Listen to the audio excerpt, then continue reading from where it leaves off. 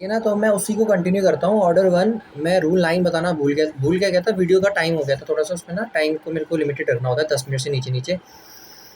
Order 1 rule 9 पता है क्या बोलता है? ऑर्डर 1 रूल 9 ना आपको ना बताता है कि मिस जॉइंडर और नॉन जॉइंडर ये इंपॉर्टेंट है। वैसे ये आया था, मैं आपको बोल रहा था ना कि वो जॉइंडर वाला आया था, नहीं मिस जॉइंडर और नॉन जॉइंडर आया था हमारे इंटरनल एग्जाम्स में, ठीक है।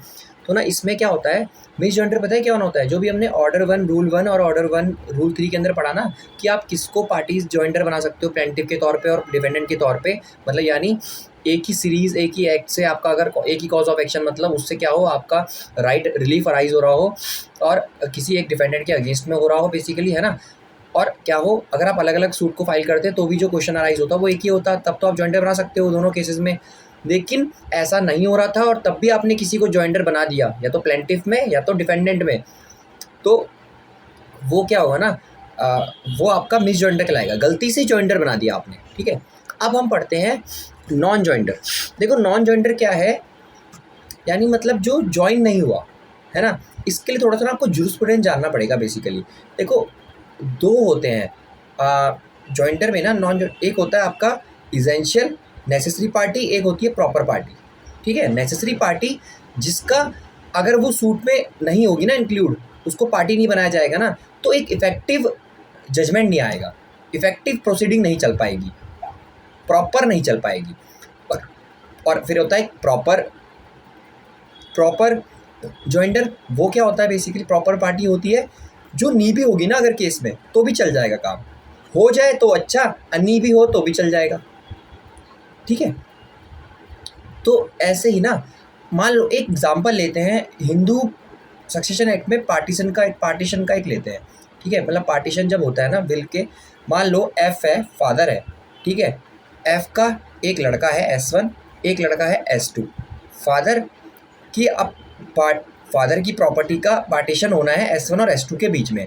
S1 के भी बच्चे हैं आगे फर्दर, SS1 और S1 और S1 और S2 के बच्चे S2 S2 समझ रहे हो ना, कंफ्यूजिंग तो नहीं है, समझ जाना बेसिकली। को ट्री बन गया ना, फादर दो बच्चे, फिर इधर दो बच्चे, इधर दो बच्चे, यानी इसके पोते, ठीक है।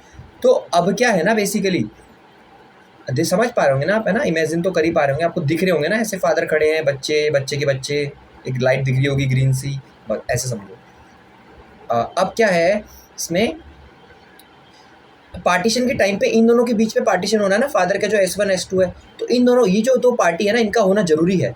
सूट फाइल करते समय इनको पार्टी बनाना जरूरी है। तो ये क्या होंगे, ये होंगे नेसेसरी पार्टी, ठीक है।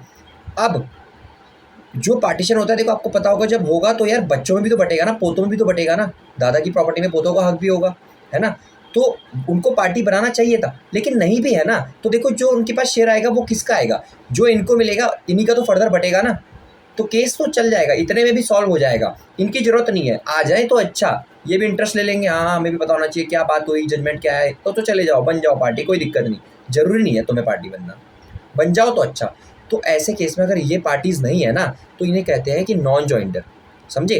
लेकिन इनके नहीं होने से केस में कोई फर्क नहीं पड़ता, केस चलेगा, ये केस को डिफीट नहीं कर देंगे कि अगर नॉन जॉइंडर है मतलब पार्टी को होना चाहिए था, नहीं है तो आप क्या करोगे, केस ही नहीं लड़ोगे, ऐसा नहीं होगा, डिफीट नहीं करेगा उसके प्रोविजन को।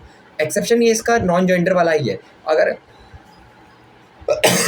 जो ये प्रोविजन है ना, इसमें बेसिकली क्या है, नेसेसरी पार्टी का होना जरूरी है, प्रॉपर पार्टी नहीं भी है ना तो चल जाएगा मतलब, लेकिन नेसेसरी पार्टी का होना जरूरी है, तो शायद कुछ इफेक्ट पड़े केस में।